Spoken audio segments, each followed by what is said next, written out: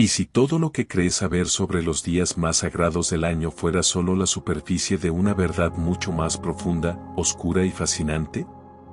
Nos han enseñado que la Semana Santa es una cronología lineal de eventos que todos conocemos de memoria, pero la realidad es que lo que sucedió hace 2000 años en las polvorientas calles de Jerusalén fue un thriller político, una rebelión social y un choque de poderes que los libros de texto y las películas de Hollywood han simplificado hasta casi borrar su esencia original.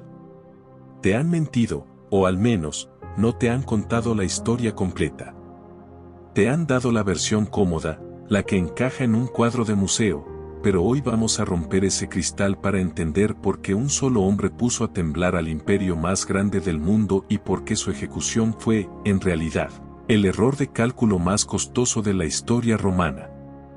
Quédate hasta el segundo final, porque cuando terminemos, no volverás a ver una procesión o una imagen religiosa con los mismos ojos.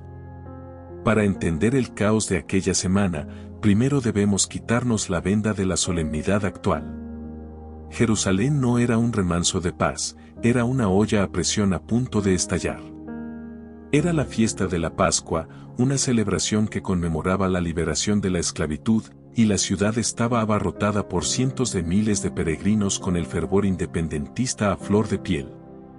Imagina la tensión, soldados romanos en cada esquina con las espadas desenvainadas, espías infiltrados entre la multitud y un pueblo que esperaba un libertador guerrero, no un maestro que hablaba de amar a los enemigos.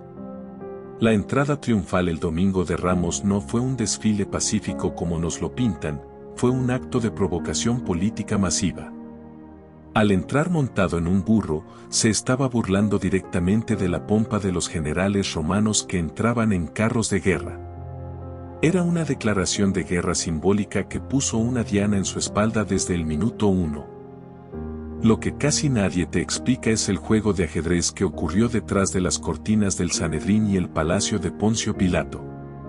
No se trataba solo de una cuestión de fe, sino de dinero y control. El incidente en el templo, donde se volcaron las mesas de los cambistas, no fue un simple arrebato de ira. Fue un ataque directo al corazón financiero del sistema religioso que colaboraba con los romanos. En ese instante, su destino quedó sellado. No lo arrestaron por decir que era el Hijo de Dios, sino porque estaba arruinando el negocio de los poderosos. La traición de Judas, ese nombre que hoy escupimos con desprecio, esconde matices que te dejarán pensando, ¿fue un villano o un peón necesario en un plan que él mismo no comprendía? La historia oficial nos da una respuesta fácil, pero los registros históricos sugieren una red de intrigas donde la lealtad y la supervivencia se confundían en las sombras de Getsemaní. Antes de revelarte el secreto que los verdugos intentaron ocultar durante siglos, quiero hacer una pausa que nace del corazón. Crear este contenido, investigar lo que nadie se atreve a decir y cuestionar las verdades establecidas es un camino solitario, pero lo hago porque tú estás ahí, buscando algo más que entretenimiento barato. Si sientes que este video está encendiendo una chispa de curiosidad en ti, si valoras la búsqueda de la verdad por encima de los mitos, te pido que te unas a esta comunidad. Haz clic en el botón de seguir, no solo por el número, sino para que juntos sigamos despertando mentes. Tu apoyo es el oxígeno que permite que estas historias no mueran en el olvido. Gracias por estar aquí, de verdad significa el mundo para mí. Ahora, prepárate, porque lo que viene sobre el juicio y la ejecución cambia por completo el sentido del sacrificio. El juicio de Jesús fue una de las mayores irregularidades legales de la antigüedad. Se violaron todas las leyes judías y romanas, se hizo de noche, sin defensa, bajo coacción y con testigos pagados. Pero lo más impactante es la figura de Poncio Pilato. La tradición nos lo muestra como un hombre dubitativo que se lava las manos, pero la historia documentada nos habla de un prefecto cruel y sanguinario que no dudaba en masacrar a miles por un capricho.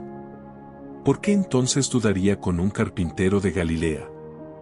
Porque Pilato entendió que matar a Jesús no era el fin de un problema, sino el nacimiento de un símbolo que él no podía controlar.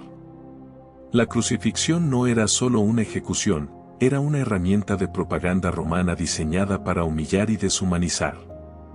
El hecho de que ese hombre sobreviviera en la memoria colectiva a pesar del método más infame de muerte es el verdadero giro de guión que el Imperio Romano nunca vio venir.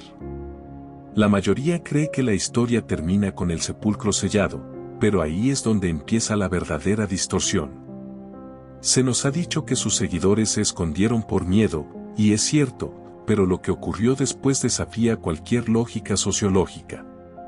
Un grupo de pescadores y recaudadores de impuestos, sin armas y sin dinero, lograron que el mensaje de un hombre ejecutado como un criminal común derribara los cimientos de la civilización pagana. No fue una evolución lenta, fue un incendio forestal. Las pruebas arqueológicas y los manuscritos más antiguos nos muestran que el impacto de la Semana Santa no fue un evento religioso aislado, sino una fractura en la realidad del mundo antiguo. La verdad que te han ocultado es que la Semana Santa no es un recuerdo del pasado, sino el testimonio de cómo la debilidad percibida puede aplastar al poder absoluto. Al final del día, la historia de la Semana Santa no se trata de las túnicas de colores, las velas, el incienso o los simples días de descanso. Se trata de un hombre que, con plena conciencia de las consecuencias, decidió caminar hacia su propia destrucción para demostrar que existe algo infinitamente más fuerte que el miedo al dolor o a la muerte, la integridad innegociable y una verdad que, por más que se intente sepultar bajo toneladas de piedra y olvido, siempre termina por encontrar una grieta para salir a la luz. Te han mentido al decirte que esto es solo una tradición antigua reservada para personas piadosas o un cuento moralista para mantener el orden. Es, en realidad, el relato de la rebelión más grande, silenciosa y efectiva de toda la humanidad. Si has llegado hasta este punto del video, ahora tienes la responsabilidad individual de ver mucho más allá de la superficie dorada de los altares.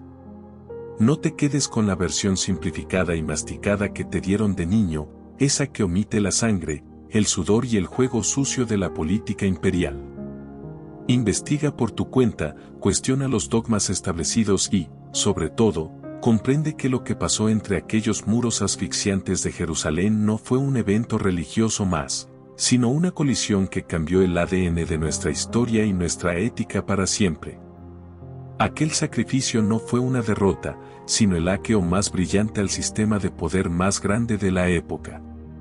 Por eso, la próxima vez que veas una cruz colgada en una pared o en el cuello de alguien, no la veas como un simple adorno, un amuleto de buena suerte o una joya estética.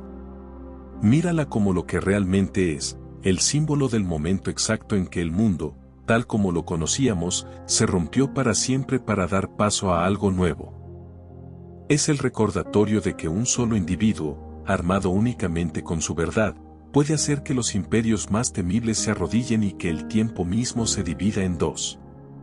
La historia que te contaron es solo el prólogo, la verdadera historia es la que late debajo de los mitos, esperando a que te atrevas a descubrirla por completo.